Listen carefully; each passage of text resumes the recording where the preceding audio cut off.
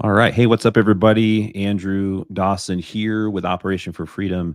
Today's going to be a little bit longer of a video. We've had this question numerous times. What can I do in the fight against human trafficking? We've literally had thousands of people ask us over the years, what can we do? What's our responsibility? What's our job? How can we get involved? What can we physically, tangibly do to get in the fight against human trafficking? We've also had people say, hey, I want to do this for a living. I want to be involved in this. I want to quit my current job and get involved in the fight against human trafficking. That's what today's live stream is about today. So it's going to be a little more casual, a little bit more training today as we walk through this. So I just want to dive right in. And you can see this here. What can you actually do? That's the question I want to ask our group today. And hopefully we get to the bottom of this and you get some good information that allows you to move forward in the fight against human trafficking. That's our goal here at Operation for Freedom. This channel is to educate, make people aware, help people find their place in the fight. So that's what it's about today. So I want to share the most common areas. I've got 6 areas where these are most identified in the fight against human trafficking in the anti-human trafficking field. So these are the 6 most common areas that we see people having either full-time careers, working full-time in charity work. And these are the main spokes of the wheel I want to walk through. There's 6 of these. So here we go. Let's jump in. All right. So number 1 is awareness and education. Awareness and education. This looks like media campaigns. This looks like working in training programs, something similar to what you're watching right now. Events training, media. Also, I believe like legal work with lawyers, legal firms, creating laws and defending victims in the court of law. I believe this is where this fits in, is awareness and education. This is where this is probably the first part of the rabbit hole that we dive down into when we jump into this, is awareness and education.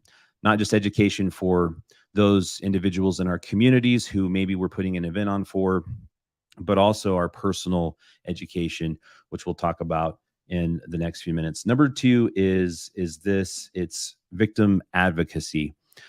I would say most victim advocates are ladies, typically because they're in such direct connection with victims and victim services. This looks like social work.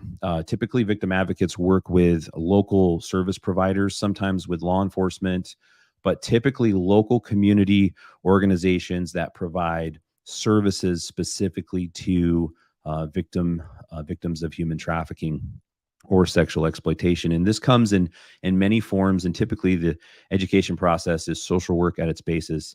And then there's some really good victim advocate programs. I know some law enforcement agencies actually have year-long training programs where, as a lady, you can join and be trained in trauma-informed care and local services, and have a real plethora of resources available for victims when they come into contact with law enforcement, either through an arrest, and a trafficker gets arrested, and on scene there's a victim.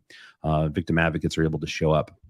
This is it's typically a long-term care approach. I mean, you're digging into the lives of these victims with trauma, and you're working one-on-one. It's typically you have a caseload, and you're jumping in headfirst after training. So there's some great training programs out there. I'm going to list some of those in the description below that you can check out as well. So next is this, counseling and therapy. If you're a therapist, if you're a licensed therapist, if you went to school for counseling, and this is something that you want to get involved in a moment, I'm going to talk about how to start into full-time work in the anti-human trafficking field. And this is going to come into play. But obviously, this is a huge aspect of the recovery process of victims once they've been rescued, once intervention has happened, and they get into a long-term care facility and they go through recovery. Counseling and therapy is a huge spoke to the wheel when it comes to fighting human trafficking. Next is shelter work. This is probably, I would say, one of the toughest areas to work in the anti human trafficking field, shelter work. I've had numerous individuals, I may be speaking at an event or doing a training somewhere around the US, and inevitably someone comes up and says, "Hey, I have a heart for this issue. We have a home, we have a ranch. We want to start a shelter, and we want to connect with organizations and begin to house these girls. How do we get started?" And I've always directed people who have no experience in this field to run as far as you can away from shelter work. And if it keeps chasing you, then accept that purpose and call on your life. This is one of the toughest aspects. It's a needed aspect. We need more shelters. We need more shelters for underage victims under the age of 18. There's a lack of this, but this is one of the toughest areas to get into because of state regulations. If you're a state funded organization, there's a lot of regulations, training. You have to have staff, you have to have teachers, educators, security. It is a big undertaking. And so I've always encouraged people to start somewhere else and before you jump right into shelter work, unless you know this is all it is. This is like your calling. You can't get away from it. You've tried to get involved somewhere else. And I know that may be controversial. You may be mad. I mean, let me know if you think this is the wrong idea to have about this. Let me know if you have a different opinion. But I believe this is one of the toughest areas to work in the human trafficking field. But with an asterisk, it's needed. It's needed, and so it's a huge need in our world today is shelter work. So we need more. All right, and next here is intervention and direct outreach. This would probably be a bigger interest for most people who aren't involved in law enforcement, but intervention and direct outreach looks like on the street, direct outreach to prostituted women. This looks like working in vulnerable neighborhoods. This looks like working in hotels and in massage parlors, reaching out directly to those who are being sexually exploited in their time of sexual exploitation. So they're currently in a state of exploitation, need help, and intervention work is what that is about. And that's also another term is direct outreach. It obviously takes training. All of these areas take training and education, and there's a barrier to entry if you're going to be good at it, if you're going to be effective at it. It also looks like strip clubs. I know a lot of ladies, a lot of very amazing women who are working in the anti-human trafficking field, and all they focus on is reaching out to strip clubs in their communities where trafficking. This is an area where if you have strip clubs in your community, you 100% have prostitution in your community. And let me know what you think about that. Let me know if you agree or disagree with that. But intervention and direct outreach is typically what most people want to be involved in when we connect with them just after an event or in our trainings or when they serve with us in Las Vegas in our work. They want to get involved in that direct connection to it. Take some training, but that is another spoke to the will. And last on the list here is law enforcement. If you're law enforcement, there's obviously this is a huge point of the spear area. Maybe you're retired law enforcement and you want to get involved in an organization doing this work or start your own organization. Maybe you are retired military or you're active duty military and you have time where you can get involved in an org, as well as you're active law enforcement in some community and you want to connect with this. Obviously, this is a massive spoke of the wheel when it comes to missing kid searches and stings, reverse John stings, child pornography investigations. There's a lot of work that happens in law enforcement. And I think one of the myths or things we believe about human trafficking work is it always has to be done in this area, especially guys. I mean, there's a lot of guys who are heavy into tactical shooting, and they're into the gear. They wear the 511 stuff, which is all cool stuff. Nothing, I'm not bashing that.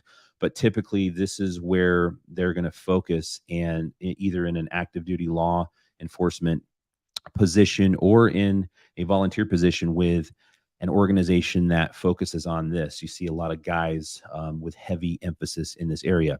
Obviously, guys are needed in all spokes of the wheel when it comes to fighting human trafficking, but this is a bigger one. Obviously, a lot of ladies too. I mean, a lot of women who are police officers and work in the law enforcement field as well in this fight. So that's typically the main 6 areas of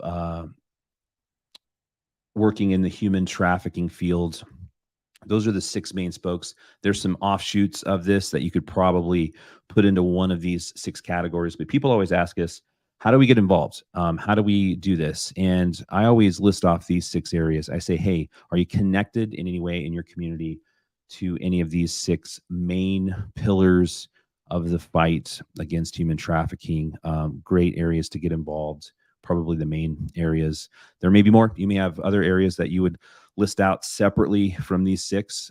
Put those in the comments below and let me know what you think. So next here, I want to answer this question. How do we start into the fight? How do we just begin to pull the trigger? How do we move forward in this? I can obviously tell you all these areas, but then how do we take action? One of the things that we're passionate about at Operation for Freedom is the tangible. How do we take action? How do we do something about what we've learned? How do we get in the fight against human trafficking? I hope out of this channel you're inspired and you do something. You don't just watch these videos and go, man, that's interesting. Wow, that's good content, or I learned something from that. But I hope you would take what you learned here and put it into action, into your community, into your world. And so I want to talk about how to start into the fight, how to start getting into the fight against human trafficking. And so here's a couple, 3 things. Number one, and first and foremost, this is something that isn't as sexy typically, but you have to get educated in the fight against human trafficking. You have to get educated first. That's huge. A lot of people want to just jump right in. They say, hey, I'm going to get in, I'm going to start doing stuff. And if we take a moment and begin to do some research, begin to read, man, we've got team members who I'm always impressed with them. They've read literally everything on the internet when it comes to human trafficking. They've gone to every training. They've read every book they can get their hands on. And that really is what it takes. You have to get educated on this issue. It's not a black and white issue. I'm not throwing any shade at homeless outreach, but this is not. I'm not saying that, but this isn't just serving soup at a soup kitchen. It's a complicated, definitely gray issue. It's complicated. I mean, it's one of those issues where you're not just going to jump in your first day and begin to doing some crazy intervention work. If you do, you'll probably get in trouble. You'll probably damage some victim. You'll probably make things worse. You'll probably maybe even get yourself into a harmful situation if you don't get training and you don't learn about this issue. So number one, to get started, this is a great way to see if you're passionate about a topic or a cause, is just to begin to read on it. Are you reading? Are you learning? Are you growing? Are you seeing who's involved? Are you looking up organizations involved in the fight and learning their purposes and objectives and missions? And that is the number one starting point. You should dive in head first. I'm going to include some links in the description of some organizations you can begin to read about and get some of their resources. There's some great organizations that are not us who have some great resources that you can start learning from to dig into this field of human trafficking. And maybe I'll include some links on some online classes you can take as well. So next is this. Connect your career. This is my advice. This is after we've been in this work a decade now, and this is my advice to anyone who is starting into the fight. Get educated, and then what career are you in? Nearly every career has an opportunity to connect their career. This would be your influence. This would be your network. This would be the people that you are connected to, the industry you're connected to. This is where you can make the most significant impact right away. Now, obviously, there's other areas, and if you're going to go full time into this work, you can join an organization, but connecting your career at first. We've seen numerous nurses get involved in educating medical staff when a pimp drops off a girl at an ER or for an exam or something, and they need medical assistance. Having nurses trained to identify the red flags of human trafficking, huge. If you're in law enforcement, being able to get educated. If you're in law enforcement, you obviously have a wide open door to begin to get involved in the fight against human trafficking. That's either through education, educating law enforcement, fire department, EMS, or actually getting involved in a task force that is involved in your community and in the fight against human trafficking. So, as well as education, educators, this would be teachers, college educators, and politics. We've seen numerous politicians, local politicians, not just the big politicians. Oh, sorry, my dogs are barking over there. If you hear a dog barking, they're just saying hello. Oh, there she was again. But we've seen numerous politicians get involved on a local level, not just governors and Congress, but local politicians, commissioners in cities around America who get passionate about doing something big in their community, and they're able to make a big difference. So, and then third is this: find an organization. So how do you get started? You get educated, you get smart, you learn about the issue, so you're starting on the right foot. Then if you can connect your career, one of the quickest ways to get involved is to connect the career you're already into. And then thirdly, find an organization to get involved with. And this, I have some thoughts on organizations in the fight against human trafficking. I got some thoughts on this, so I want to share those with you. Number one is this: organizations typically have a niche or a niche that they work in, and they do really well. I just off the top of my head, I think about like International Justice Mission, who works in legal areas. I think about like Exodus Cry, who focus on things like they're really focused on pornography right now and fighting organizations and websites like Pornhub. And so every organization, typically, if they do good work, they find a niche or a niche that they focus on. This is what we do. And I think it's important to look into an organization if you're wanting to get involved, to see, number one, do they have an on-road process for volunteers? Do they have something available for just your average Joe person to just walk off the street and get involved in? That's more than just raising funds for them. That's more than just wearing a t-shirt or a wristband and saying, hey, I fight trafficking, I'm wearing a t-shirt and a wristband. An organization that has an onboarding process for volunteers. So, and then two, finding their niche, finding their niche, and does that fit your view or your purpose or your career or what you want to get involved in? So before just saying, hey, I'm going to volunteer with the first organization that I hear about or the one I hear about the most on social media or on the news, first I'm going to find out what they do. I'm going to look into this, because here's the truth.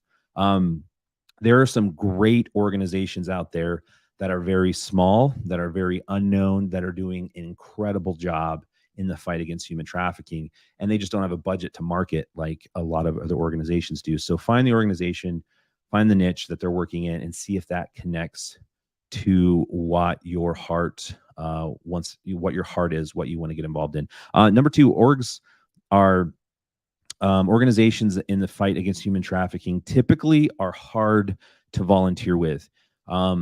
It takes time. Honestly, it takes showing up on your own dime. It takes phone calls and emails. You may not get a response.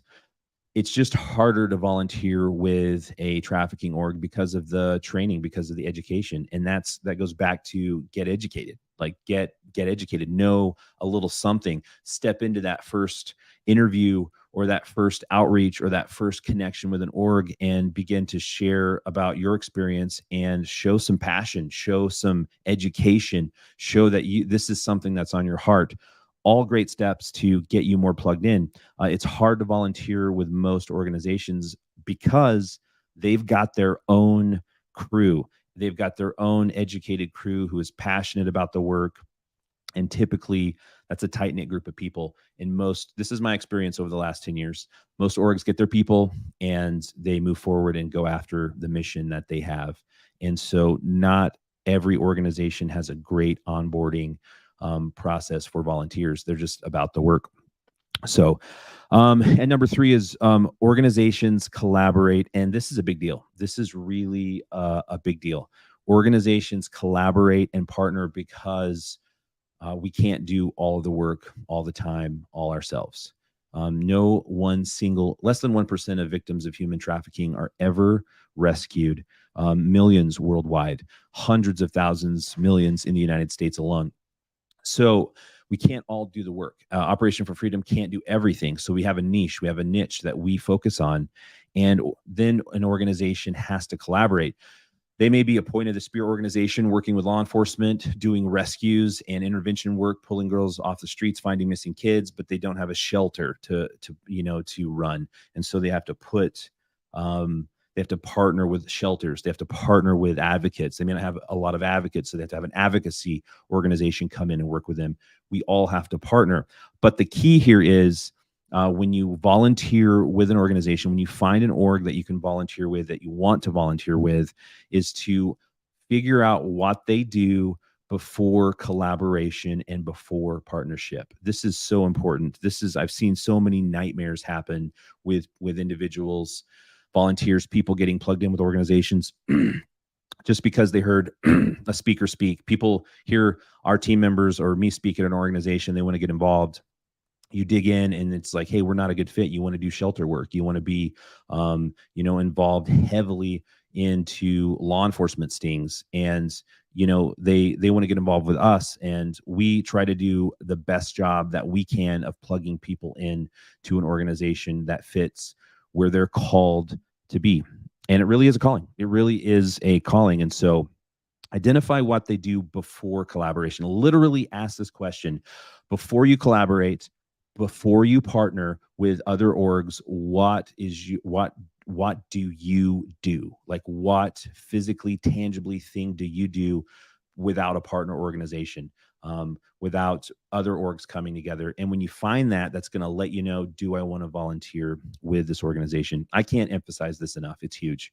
One of the greatest examples, moving on, that's how we get started. One of the greatest examples of someone who has taken this advice or wisdom from working with us, a lady, she came and served with us years ago on a short-term serve trip, charity trip in Las Vegas, 5-day trip, got trained, worked with our teams on the streets, just a walk-on process, anybody, everybody. She just came in passionate about the cause, came and served with us, and then went back to her community and began to dig in, had the confidence and had the fire beneath her to go get plugged in. She started her own organization in Michigan, and it's called the Forward Human Trafficking Task Force. Her name is Sherry. And she went back and she began to resource her community. She gathered people together, rallied the troops, connected with law enforcement, connected with the sheriff's department, connected with local advocacy groups and churches, and began to stir the pot in her community. She's brought in recently our school assembly program, Say Something School Assembly, to speak in schools where literally dozens of kids were pulled out of sexually exploitive situations. She's raised funds. She just told me on the phone the other day, she raised funds for her local law enforcement after bringing in trainers from other organizations to train law enforcement on trafficking and reaching and out to victims of human trafficking. She raised funds and purchased all of the equipment they needed to do missing kid operations and stings that their department wasn't funded for. So she said, "Hey, what do you need to do your job effectively?" And she raised thousands of dollars to help her local law enforcement. And this is just part of their mission, is to resource and to train their community. Incredible person who just found their place in the fight by getting educated, by looking at the hand of cards she was dealt, and then said, "Hey, I'm going to do something about this. I'm going to find an organization to partner with, get trained, and then go to work." So here's some more wisdom. Here's some more advice. It's going to take time and consistency to dive down this rabbit hole. It doesn't happen overnight. Don't get discouraged. It isn't a, fill out this application, send an email, boom, you're in the fight. You're doing all this awesome intervention work or shelter work, or you're not going to be kicking in doors and rescuing victims of human trafficking overnight. It's going to take time and consistency. You're going to have to be a self-starter. No one's going to make it happen for you. Even organizations that have great on-road processes. We have a great on-road process where you can come serve with us on a 5-day trip and learn and grow. But after that trip, you're going to have to self-engage and start doing what you do. Like this lady, Sherry, a good friend of ours. You're going to need to email. You're going to push. You're going to call. You're going to text. You're going to show up on your own time and your own dime. When you get an opportunity to serve with an organization, and hopefully you've dug in and got some education going. So I'm not selling you anything today, but we've created a great opportunity, a short-term 5-day missions trip. If you're a church organization or a charity serve trip in Las Vegas, we host dozens of teams every year. In fact, at Super Bowl coming up, whenever at the filming of this video, we're a few months out from Super Bowl in Las Vegas. It's actually going to be hosted, the game's hosted in Las Vegas this year. We'll have nearly 100 volunteers coming in, getting educated by some of the top practitioners in the field, and then going out on the street, learning to do outreach. And then I love the ripple effects of this, because people like Sherry go back and start organizations. We are not the organization that says, "Hey, we're the only ones that do it. Work with us all the time." We love it. We have people come back almost every trip, the same people, and just love serving with us. That's their heart. They just say, "Hey, we're going to just come serve with you." But I love it when people go from these trips and create their own organizations, learn, grow, when they get involved in other organizations, when they engage in the fight against human trafficking, because that's what it's about. And that's our heart and mission. So if you found this content valuable, would you do us a huge favor? Would you like, subscribe, hit the bell? If you're still here at the end of this video, would you like, subscribe, hit the bell, and share these videos? Our whole goal with this channel is to educate, inspire, and get people in the fight against human trafficking. Thank you so much. I hope to see you on the next video. You guys have a good day.